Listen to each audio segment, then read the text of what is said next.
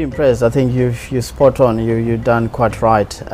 Pinot Noir has to have that cool climate, and you're in the right terroir.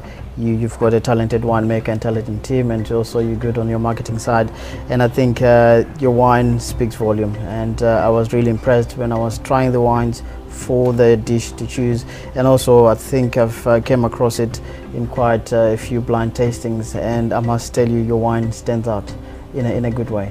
Fantastic, that's really cool. So let's shall we do some tasting? Yeah, absolutely. Here? Yeah, absolutely. And I think what's also important is obviously with wine appreciation is the right type of glass and the temperature. So what I've done is just bring it down to just around 16-17 degrees Celsius, and also I'm glad we're using Redo and varietal specific glass for that. So yeah, that's a very key starting point. Okay.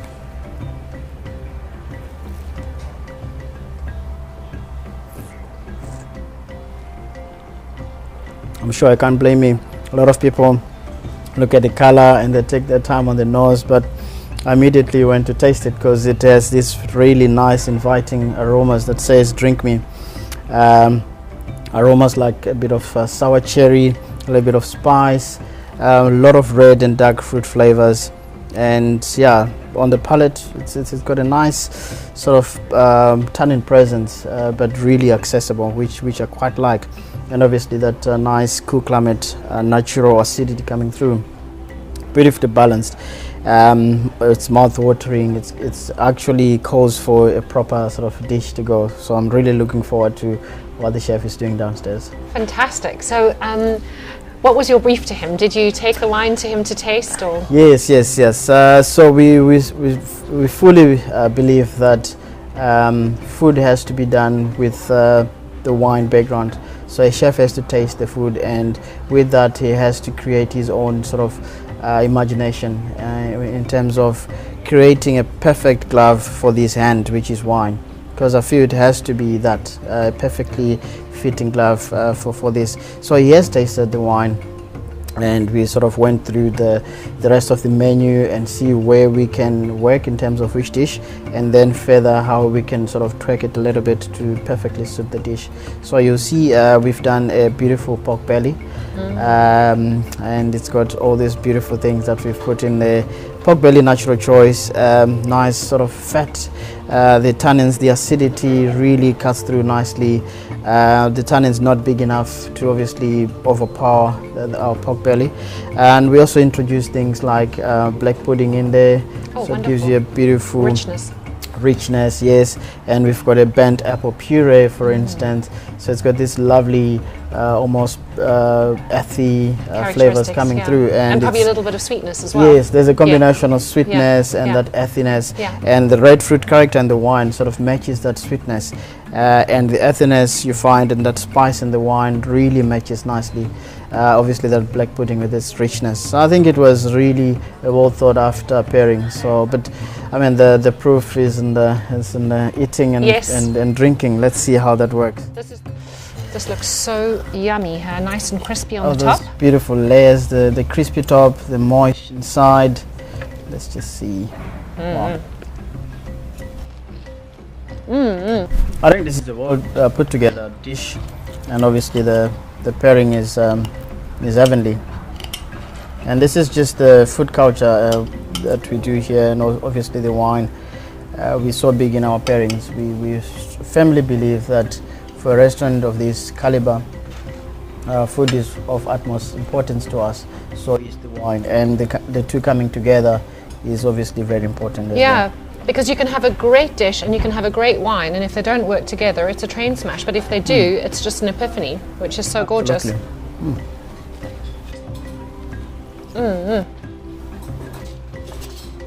This is, I love the apple, because that is so interesting, because apple doesn't always work with wine, but this is, this burnt apple that has in here is just fantastic. That burning part actually works better because it makes it more savory than just sweet. And I think that's a clever decision from our chef.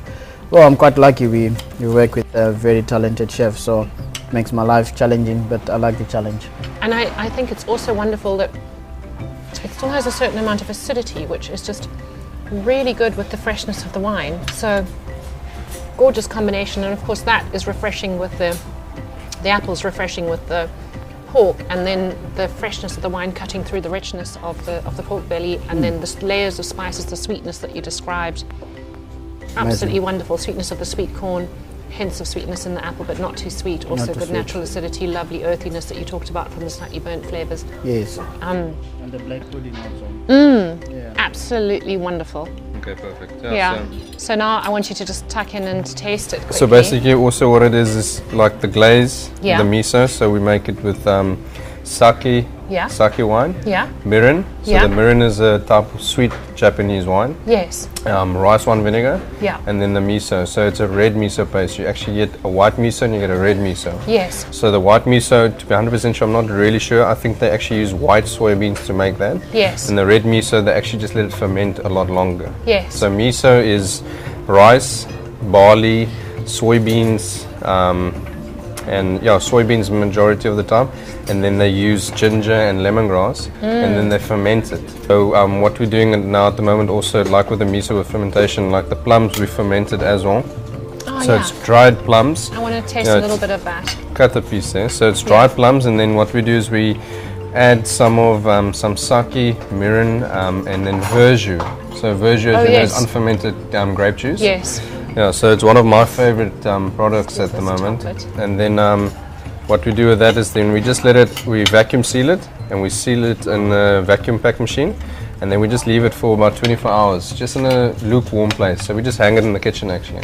Okay. And then what happens is the natural fermentation starts happening with the plums, and Yeah. because of them being dehydrated and then dry, they actually rehydrate again, and they actually soak up all that flavor.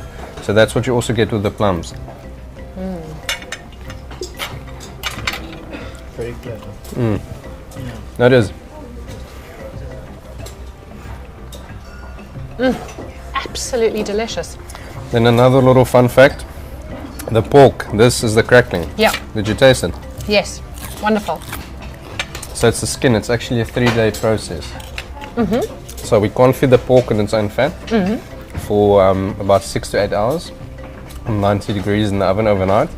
So the next morning we come in, take the pork out, compress it between 2 trays, so that's why it's that nice and even size. Yes. When it's cold, we cut the skin away. Then we boil the skin in stock until the skin actually starts breaking. When you pick it up with your fork or spatula, whatever, it actually needs to start falling apart. That's how soft it is. Then we let it cool, so we put it in the blast chiller, we cool it. Then once it's cooled, we slice it up thinly, and then we dry it out. Just in the kitchen, you leave it for 24 hours. Once it's dry, it's as hard as glass. You struggle to break it. Then you deep fry it, then And it you get the becomes crackling. popcorn. Oh, it's fantastic. So it's called, I call it pork popcorn. It's wonderful. So Absolutely it's just a delicious. little technique, to show a little bit more. And I love the pork belly as well, because you've gone through that process of actually weighting it. Yes, It exactly. means that it's delicious. It's nice and crunchy on the outside. It's got these beautiful mirin and the glaze that you've used on it. So it's mirin and tell me again. Sake and Sake. and rice wine vinegar. Yeah, and that kind of has all these layers of complexity, and then the pork itself is quite rich, but it's not like Exactly, yeah. It doesn't have too much fat in it. It's really, you've got lovely meatiness and lovely umami coming through. Exactly, I and was it works about so to say that, beautiful yeah, beautifully with the with wine, the exactly. with the Pinot Noir. Really Definitely. fantastic, and lots of layers of flavour. The sweet corn. There's a little bit of spice in here. Yeah, and the chorizo. So Yeah. there's some chorizo in there as well. Yeah. And then there's actually black pudding in it as well. So as you know, black pudding is made with pork blood. Yes. And then also oats and all of that. So what we've done is we just cut it into little blocks. We deep fry it, and then we add it to some smoked mash, and then Yeah. we make the little croquettes. So this is the little ball that you had on the plate as well. Yeah. So that's just for more complexity, and also just showing, it's a pork product. Yes. And we can do so much more with it. That's why there's chorizo, that's why there's black pudding and the pork.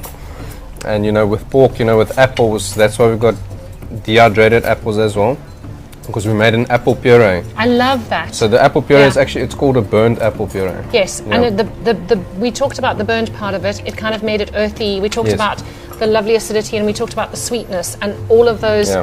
sort of earthy, sweet, and acidity and how perfectly that matched the wine, and what a good compliment it was to the definitely. pork as well. No, thank you. No, Wonderful. it's a pleasure. No, Absolutely thank you. beautiful dish. Awesome Thank you, stuff. Chef. I think Cheers. you and Greg have made a match made in heaven, and you have. It's so fabulous, you know, to come to a place like the 12 Apostles where you've got a brilliant sommelier and the most fantastic chef. So anyone who thank you. comes here is sure to have the finest time ever, because this Perfect. is a perfect pairing. Thank you so Yeah. much. No, thank you. Great. No, definitely. Awesome. Yeah. Yeah.